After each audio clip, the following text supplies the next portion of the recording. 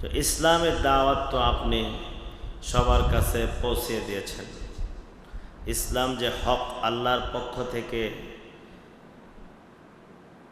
আগমন করেছে, এটা তো আপনি মানুষের কাছে বলেছেন। এরপরেও যদি এই মুশরিকরা, বিধর্মীরা আপনার দাওয়াত যদি কবুল না করে, আপনি টেনশন করবেন না, পেরেশানি হবেন না। কারণ নবী করিম সাল্লাল্লাহু আলাইহি ওয়াসাল্লাম তো চিন্তা করতেন, উম্মতের চিন্তা করতেন বেশি, যে তারা যদি ইসলাম গ্রহণ না করে আর এই অবস্থায় যদি মৃত্যু হয়, তাহলে তারা তো চিরস্থায়ী জাহান্নামের মধ্যে যাবে।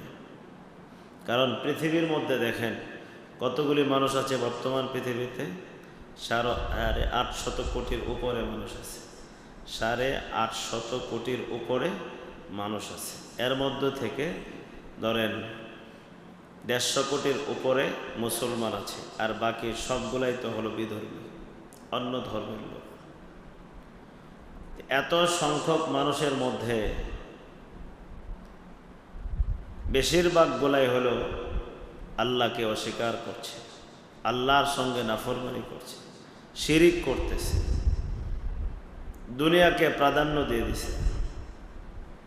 150 কোটির উপরে মুসলমান, 200 কোটি পার হয়নি। আর ওই জনসংখ্যা 850 কোটির উপরে জনসংখ্যা। সেই হিসেবে ধরেন প্রায় 600 কোটির মতো হলো মুশরিক, ইহুদি, বৌদ্ধ, খ্রিস্টান, নাসারা, হিন্দু, যারা আল্লাহর সঙ্গে শিরিক করছে। অথচ আল্লাহর সঙ্গে যদি শিরিক করে মারা যায়, চিরস্থায়ী জাহান্নাম, কোনো দিন আর বের হতে পারবে না। তো নবী করিম সাল্লাল্লাহু আলাইহি ওয়াসাল্লাম চিন্তা করতেন, যারা যদি ইসলাম কবুল না করে, তাহলে বেঈমান অবস্থায় মারা গেলে জাহান্নামে যেতে হবে। তো আল্লাহ রাব্বুল আলামিন নবীজিকে বলতেছেন, ফাইন হাজ্জুকা ফাকুল আসলামতু ওয়াজহিয়া লিল্লাহি ওয়া মান ইত্তাবাআন।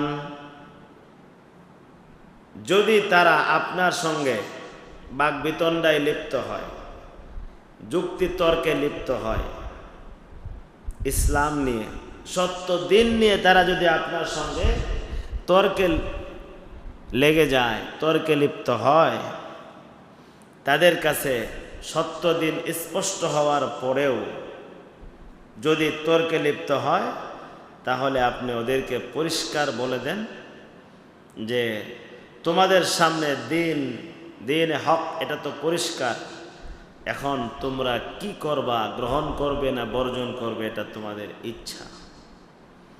আপনি বলে দেন ফাকুল আসলামতু ওয়াজহিয়া লিল্লাহ, যে আমি আমার নিজের জীবনটাকে আল্লাহর আনুগত্যে সুপর্দ করে দিয়েছি। আপনি এই কথা বলে দেন।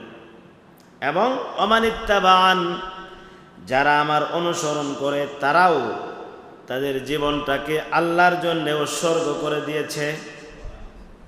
সাহাবায়ে কেরাম রাদিয়াল্লাহু আনহুমগণ যারা নবীর অনুসরণ করেছিলেন, তারা নিজের দুনিয়াবি আকর্ষণ, দুনিয়াবি চিন্তা ফিকির সব বিসর্জন দিয়া, দুনিয়াবি লাভ সব শেষ করে দিয়া, যারা আল্লাহর সন্তুষ্টির আশায় সব ত্যাগ করেছিলেন, সেই জামাতের নাম হলো সাহাবায়ে কেরাম রাদিয়াল্লাহু আনহুম।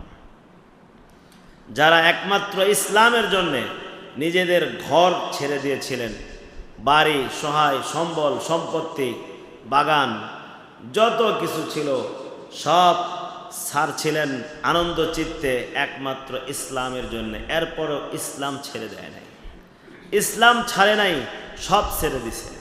ইসলাম ছাড়ে নাই। মক্কার ভিতরে একজন বহু সম্পত্তির মালিক ছিল, অনেক বাগানের মালিক ছিল, ঘরের মালিক ছিল, সব কিছু, এমনকি নিজের স্ত্রী পর্যন্ত ছেড়ে দিয়েছে ইসলামের জন্য। ইসলামকে প্রাধান্য দিয়ে নিজের স্ত্রীকে ছাড়ছে, নিজের সন্তানগুলাকে ছেড়ে দিছে, ছেড়ে দিয়ে শুধু বডিটা নিয়ে আল্লাহর সন্তুষ্টির আশায় মক্কা ছেড়ে দিয়ে মদিনায় চলে গেছেন। এই হলো মুহাজিরদের জামাতের অবস্থা, যাদের ব্যাপারে আল্লাহ বলছেন যে আপনি বলেন যারা আমার অনুসরণ করেছে তারাও আল্লাহর আনুগত্যে তাদের পুরা জিন্দেগিকে সুপর্দ করে দিয়েছে। আপনি ওটা ওদেরকে জানাই দেন। পুরা বডি নিয়ে মদিনায় চলে গেছেন। আবার মদিনায় যারা ইসলাম গ্রহণ করছিল, আল্লাহ আনুগত্য স্বীকার করেছিল, তারাও এমন দৃষ্টান্ত স্থাপন করছে, পৃথিবীর ইতিহাসে এই রকম দৃষ্টান্ত আর কেউ স্থাপন করতে পারবে না। নিজের 2টা স্ত্রী আছে, একটাকে তালাক দিয়ে দিছে। মুহাজির ভাই, সে তো ইসলামের জন্য তার স্ত্রী ছেড়ে দিছিল, স্ত্রী ইসলাম কবুল করে নাই, এই জন্য স্ত্রী বাদ দিয়ে দিছে, বাদ দিয়ে চলে আসছে। এখন তারও তো একটা স্ত্রী দরকার। তো যার স্ত্রী 2টা ছিল, সে একটা তালাক দিয়ে দিছে, যাতে করে তার এক মুহাজির ভাই তাকে বিবাহ করে তার জীবন পরিচালনা করতে পারে। তো এই যে কুরবানি, স্ত্রী তালাক দিয়ে দিনের জন্যে আরেক ভাইকে সহযোগিতা করা, এই রকম নজির কেউ দেখাইতে পারবে না। তো ইসলামের জন্যে নবীর অনুসরণকারী সাহাবীরা এমন নজির রেখে গেছেন আমাদের সামনে। আল্লাহ রাব্বুল আলামিন কোরআনের আয়াত নাজিল করছেন তাদের এই ত্যাগ, তাদের এই কোরবানির স্বীকৃতি স্বরূপ। কোরআনে আল্লাহ বলতেছেন ওমানিত্তাবান, আপনি বলে দেন আমি আমার জীবন এবং আমার অনুসরণ যারা করছে তাদের জীবন তারা আল্লাহর জন্য উৎসর্গ করে দিয়েছে।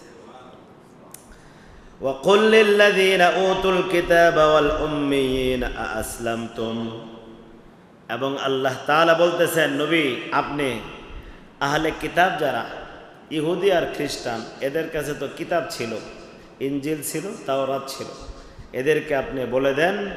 আর উম্মি যারা ছিল, উম্মি মানে মূর্খ, যাদের কাছে কিতাবের কোনো জ্ঞান ছিল না, মক্কার মুশরিক, এরা হলো উম্মি, মানে এদের কাছে আসমানি কিতাবের কোনো এলেম ছিল না। এই মুশরিকদেরকে আপনি বলে দেন আসলামতুম, তোমরা কি ইসলাম কবুল করলা নাকি করলা না? এদেরকে আপনি জিজ্ঞাসা করেন, এদেরকে বলেন ফাইন আসলামু ফাকাদ ইহতাদাও, তারা যদি ইসলাম কবুল করে তাহলে তারা হেদায়েতের পথে উঠে পড়ল, তারা হেদায়েতের পথে চলে গেল। যদি ইসলাম কবুল করলো তাহলে তারা হেদায়েতের উপর চলে গেল, আর যদি ইসলাম কবুল না করে তাহলে তারা কখনোই হেদায়েতের উপর চলতে পারবে না, সঠিক পথে আসতে পারবে না। তাহলে সঠিক পথ, সোজা পথ, এটা একমাত্র ইসলামের পথ। ইসলামের পথ ছাড়া আর কোনো সঠিক পথ নাই।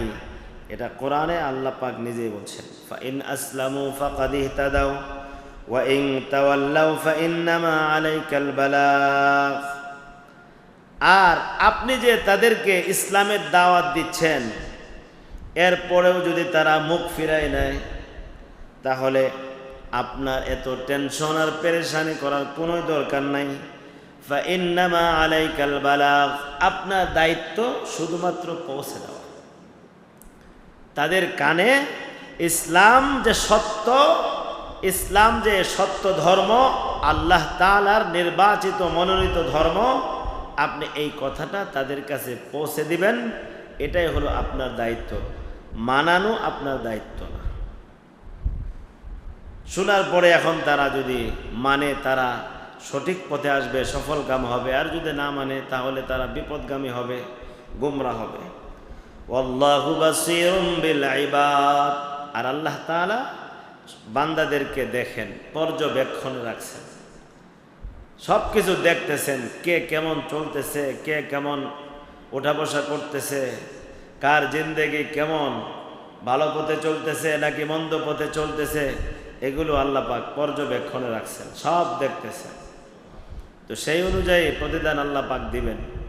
যদি মানে সঠিক পথে আসবে, ভালো প্রতিদান পাবে, আর যদি না মানে বিপদগামী হবে, কঠিন শাস্তির সম্মুখীন হবে। আল্লাহ পাক সব দেখতেছেন। ইন্নাল্লাযীনা ইয়াকফুরুনা বিআয়াতিল্লাহি ওয়া ইয়াকতুলুনান নাবিয়্যিনা বিগাইরি হক ওয়া ইয়াকতুলুনাল্লাযীনা ইয়া'মুরুনা বিল কিসতি মিনান নাস। আল্লাহ তাআলা নবীকে সান্ত্বনা দেওয়ার জন্য নবীর জামানায় যে ইহুদিরা ছিল, নবীর জামানায় যে খ্রিস্টানরা ছিল, যে মুশরিকরা ছিল, নবীজিকে আল্লাহ পাক সান্ত্বনা দিচ্ছেন, দেখেন এরা যদি আপনার দাওয়াত কবুল না করে, আপনার দিন গ্রহণ যদি না করে, তাহলে এত ঘাবড়াবেন না, পেরেশান হবেন না। তার কারণ হলো এদের পূর্বপুরুষ যারা ছিল এরা খুব ভয়ঙ্কর ছিল। আল্লাহ বলতেছেন এদের যে পূর্বপুরুষ এরা এমন, ওদেরই তো সন্তানেরা, তাদের পূর্বপুরুষেরই সন্তানেরা, এদের পূর্বপুরুষদের আমল ছিল এরা। কারণ নবীজির আগমনের আগে একই সময়ে শত শত নবীরা দুনিয়াতে ছিল, শত শত নবীরা একই সাথে দুনিয়াতে ছিল এবং এক এক কওমকে এক এক নবী দাওয়াত দিয়েছে। তো আল্লাহ বলতেছেন দেখেন এরা, এদের পূর্বপুরুষ যারা ছিল, এরা যারা আমার নবী ছিল তাদেরকে একত্ববাদের দাওয়াত যখন দিত, তাওহীদের দাওয়াত দিত, ইসলামের দাওয়াত দিত, তখন দাওয়াত তো কবুল করেই নাই, বরং নবীদেরকে হত্যা করেছে। এবং যারা মুষ্টিময় কিছু নবীদের কথা মানছিল, ঈমান আনছিল, এরাও যখন ওদেরকে বলতো যে তোমরা নবীদের কথা মানো, এদেরকেও হত্যা করত। এদের ছিল এইরকম অভ্যাস। আর এরা যদি আপনার কথা না মানে, এত টেনশনের পেরেশান হয়ে নিজেকে ধ্বংস করবেন না, নিজেকে ধ্বংসের মুখে ঠেলে দিবেন না। তো রব্বুল আলামিন বলছেন ইন্নাল্লাযীনা ইয়াকফুরুনা বিআয়াতিল্লাহ, নিশ্চয়ই যারা আমার আয়াতকে অস্বীকার করবে, ওয়া ইয়াকতুলুনান নাবিয়্যিনা বিগাইরি হক, এবং নবীদেরকে অন্যায়ভাবে যারা হত্যা করবে, ওয়া ইয়াকতুলুনাল্লাযীনা ইয়া'মুরুনা বিল কিসতি মিনান নাস, যারা মানুষদেরকে ইনসাফের কথা বলে তাদেরকে যারা হত্যা করবে। এই যে কাজগুলো তারা করত, নবীদেরকে হত্যা করত। আর ভালো মানুষ, নেক কাজ যারা ছিল, এরাও যখন তাদেরকে ভালো কাজের দিকে আসা, একত্ববাদ তাওহীদের দিকে আসা, ইসলাম কবুল করা, নবীদের কথা মানার কথা যখন বলতো, এদেরকেও মারত, হত্যা করত। হাদিসের মধ্যে আসছে একদিনে এই ইহুদি আর খ্রিস্টানরা যারা পূর্বে ছিল, নবীজির যুগের পূর্বে যারা ছিল, এরা একদিনে 43 জন নবীকে হত্যা করেছে। চিন্তা করেন, একদিনে আল্লাহর পয়গাম্বর, আল্লাহর নবী দাওয়াত দেয়, বারবার গিয়ে দাওয়াত দেয়, এটাই তাদের অপরাধ, আর কোনো অপরাধ। এই জন্য একদিনে 43 জন নবীকে, অন্য বর্ণনায় আরো বেশির কথা আসছে, এতগুলা নবীকে তারা হত্যা করছে। এবং 170 জন, একই দিনে 170 জন নেককার মানুষকে তারা হত্যা করছে। কি অপরাধ ছিল তাদের? অপরাধ একটাই, তারা কেন আমাদেরকে ইসলামের দাওয়াত দেয়, কেন আমাদেরকে আল্লাহর কথা মানার কথা বলে। আমরা তো প্রতিমা পূজায় লিপ্ত, মূর্তি পূজায় লিপ্ত, বাপদাদার ধর্ম অনুসরণে লিপ্ত আছি, তাহলে আমাদেরকে কেন এগুলা দাওয়াত দেয় কেন? এটাই তাদের অপরাধ, আর কোনো অপরাধ তাদের নাই। তো যারা ভালো কথা বলতো তাদেরকে হত্যা করত। আল্লাহ তাআলা বলেন এই যে কাজ যারা করছে, আপনি তাদেরকে সুসংবাদ দিয়ে দেন, ফাবাশশিরহুম বিআযাবিন আলীম, এদেরকে আপনি একটা সুসংবাদ দেন। কি সুসংবাদ? যন্ত্রণাদায়ক শাস্তির সুসংবাদ দেন। এদের জন্যে এমন শাস্তি আছে যে শাস্তি তাদেরকে যন্ত্রণার মধ্যে ফেলবে। যন্ত্রণাদায়ক শাস্তির সুসংবাদ দেন। এদেরকে ভৎসনা করে, তিরস্কার করে আল্লাহ পাক আয়াত নাযিল করছেন। এরা যে কর্মকাণ্ড করতেছে, এই জামানাতেও দেখবেন ওই ইহুদি খ্রিস্টানদের চেলারা এখনো বেঁচে আছে, যারা ইনসাফের কথা বলে, ভালো কথা বলে, তাদেরকে গোপনে অনেকে হত্যা করে, অথবা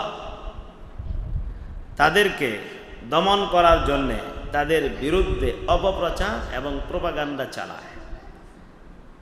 তারা যেন ভালো কথা না বলতে হবে। কারণ যেখানে 100 চোর, বাটপার, সিটার, অন্যায়কারী, অপরাধকারী থাকে, সেখানে একজন যদি তাদেরকে থামাইতে যায়, তখন এই 99 জন মিলে একজনকেই থামাই দেয়। বর্তমান পরিস্থিতি হলো এইরকম। 100 জনের মধ্যে 99 জন হলো অপরাধী, চোর, বাটপার, অপরাধী, ছিনতাইকারী, বিভিন্ন অপরাধের সঙ্গে জড়িত। এখন একজন যখন তাদেরকে কিছু ভালো কিছু করতে যায়, তখন দেখবেন ওই 99 জন মিলে তারা তো ভালো হবেই না, বরং ওই একজনকেই থামাই দিবে, যে কোনোভাবে হোক থামাই দিবে, থামাই দিয়ে তাদের কর্মকাণ্ড চালাইতে থাকবে। এগুলো কাদের অভ্যাস? ওই ইহুদি খ্রিস্টানদের অভ্যাস, যে আমরা আমাদের অপরাধ থেকে ফিরব না, বরং অপরাধ যে বন্ধ করতে চায় তাকেই ফিরাই দিব, তাকেই বন্ধ করে দেব। তাদের অভ্যাস এটা। আল্লাহ বলেন এদের জন্য যন্ত্রণাদায়ক শাস্তির ব্যবস্থা আছে। উলাইকা আল্লাযীনা হাবিতাত আ'মালুহুম ফিদ দুনিয়া ওয়াল আখিরা ওয়া মা লাহুম মিন নাসিরিন। আল্লাহ তাআলা বলেন এদের দুনিয়া এবং আখিরাতের সমস্ত আমলগুলো বরবাদ হয়ে যাবে। এরা দুনিয়াতে ঈমান আনে নাই, যত ভালো কাজই করুক সমস্ত আমল বরবাদ, এগুলোর কোনো জাযা নাই। ওয়া মা লাহুম মিন নাসিরিন। আল্লাহর আযাব যখন আসবে তখন তাদের কোনো সাহায্যকারীও থাকবে না, কোনো সাহায্যকারী নেই। আল্লাহ তাআলা বলেন আলাম তারা ইলাল্লাযীনা উতু নাসীবাম মিনাল কিতাবি ইউদআউনা ইলা কিতাবিল্লাহ। আপনি কি ওই সকল ব্যক্তিদেরকে দেখেন নাই যাদেরকে কিতাবের কিছু এলেম দেওয়া হয়েছিল, কিছু কিতাবের অংশ দেওয়া হয়েছিল, তাওরাত ইনজিলের এলেম দেওয়া হয়েছিল, তাওরাত ইনজিলের কিছু অংশ তাদেরকে দেওয়া হয়েছিল। তাওরাত ইনজিলের মধ্যে ইসলাম আগমন করবে এগুলো তো সব লেখা ছিল, এই এলেম তাদেরকে দেওয়া হয়েছিল। ইউদআউনা ইলা কিতাবিল্লাহি লিয়াহকুমা বাইনাহুম। যখন তাদেরকে আল্লাহর কিতাবের দিকে ডাকা হয় যে তোমরা আল্লাহর কিতাবের ফয়সালা মানো। এখানে আল্লাহর কিতাব বলতে কোন কিতাব? দুইটা তাফসিরি আছে। একটা হলো কোরআন, কোরআনের দিকে আসো, যেই কোরআনের কথা তোমাদের কিতাবের মধ্যেও আছে, ওই দিকে আসো। এই কোরআন তোমাদের মাঝে ফয়সালা করে দিবে কোনটা হক কোনটা বাতিল। অথবা এই কিতাবের দ্বারা উদ্দেশ্য হলো তাওরাত ইনজিল, যে তাওরাত ইনজিলের মধ্যে শেষ নবী আগমন করবেন, ইসলাম আসবে, কোরআন নাজিল হবে, এগুলো তো লেখা ছিল। তো তোমরা তোমাদের উপর নাজিলকৃত কিতাবের দিকে আসো, এই কিতাবে যা বলে সেটাই মানো। কিন্তু এই দাওয়াত তাদেরকে দেওয়ার পরেও সুম্মা ইয়াতাওয়াল্লা ফারিকুম মিনহুম ওয়া হুম মুরিদুন, তারা উপেক্ষা করে একদল পিছনের দিকে ফিরে যাইত। একদল না, জানার পরও আমরা মানতাম না, করার কিছু আছে, জানি মানতাম না, পালন করতাম না, করার আপনি কিছু করতে পারবেন? ওরা জানতো যে ইসলাম সত্য ধর্ম, নবীজি আসবেন, চিনতো, জানতো, বুঝতো, এরপরও মানতো না, ফিরে যাইত। তো করার কিছু নাই। কপাল যদি মন্দ থাকে ওই কপাল কেউ ভালো করে দিতে পারবে না। আর তারা ফিরে যেত কেন? তারা মনে করতো কি, আরে আমরা ইসলাম না মানলে কি, ইহুদিরা মনে করতো আমরা বেশির থেকে বেশি 40 দিন থাকবো জাহান্নামে, এরপরে তো আমরা আবার বেরোয় যামগা, 40 দিন থাকলে আর কি হবে। আর খ্রিস্টানরা মনে করতো আমরা যতই পাপ করি আর মানি আর না মানি টেনশন নাই, কারণ ওদের তো একটা বিশ্বাস ছিলই, আগেও গেছে, যে ঈসা আলাইহিস সালাম শূলিবিদ্ধ হয়ে জীবন উৎসর্গ করে তার দলের সমস্ত লোকদের গুনাহ মোচন করে নিয়ে গেছেন উনি একাই, আর কোনো গুনাহ নাই। এটা ওরা মনে করতো, বিশ্বাস করতো। কিন্তু এটা কি সঠিক বিশ্বাস? ওদের সমস্ত পাপ ঈসা আলাইহিস সালাম নিয়ে গেছেন। তো ওরা বিশ্বাস করতো যে আমাদের পাপ উনি শুলিতে চড়ে নিজের জীবন বিসর্জন দিয়ে আমাদের পাপ সব নিয়ে গেছেন। আমরা এখন মানলেই কি না মানলেই কি, জাহান্নামে যাইতামই না, তাহলে মাইনার কি হবে, জাহান্নামে তো যাব না। আর ইহুদিরা মনে করতো ওই যে আমরা 40 দিন বাছুর পূজা করছিলাম, এটাই ছিল আমাদের অপরাধ, এই 40 দিন বাছুর পূজার অপরাধে আমরা 40 দিন জাহান্নামে থাকবো, আর আর আমাদের জাহান্নাম নেই। আর 40 দিন ব্যাপার না, 40 দিন তো 1 মাস 10 দিন পরেই শেষ। তো ইসলাম মানলেই কি আর না মানলেই কি, এটা মনে করতো। এজন্য তারা ইসলাম কবুল করতো না, অপেক্ষা করত।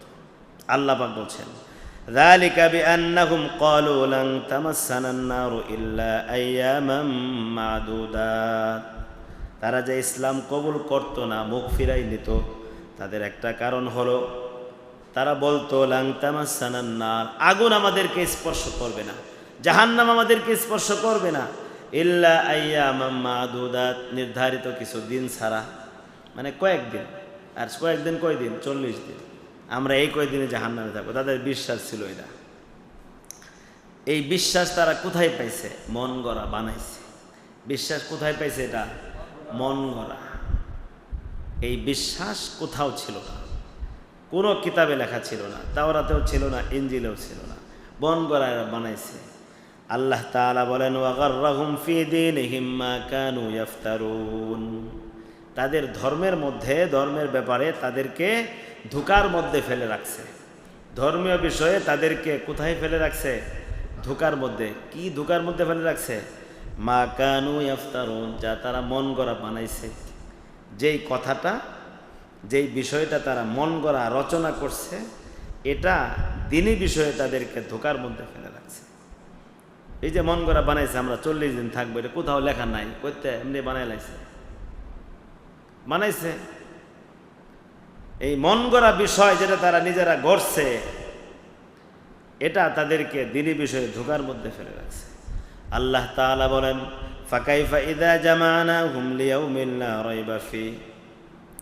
এরা দুনিয়াতে যেভাবেই হঠকারিতা করে চলতেছে, ওই সময় তাদের অবস্থাটা কেমন হবে যখন আমি তাদেরকে এমন একটা দিনে একত্রিত করব, এক জায়গায় সবটিরা, আগের পিছনের যারা আছে সব মানুষকে এমন একটা দিনে একত্রিত করব, লা রাইবা ফি, যেই দিনের ব্যাপারে কোনো সন্দেহ নাই।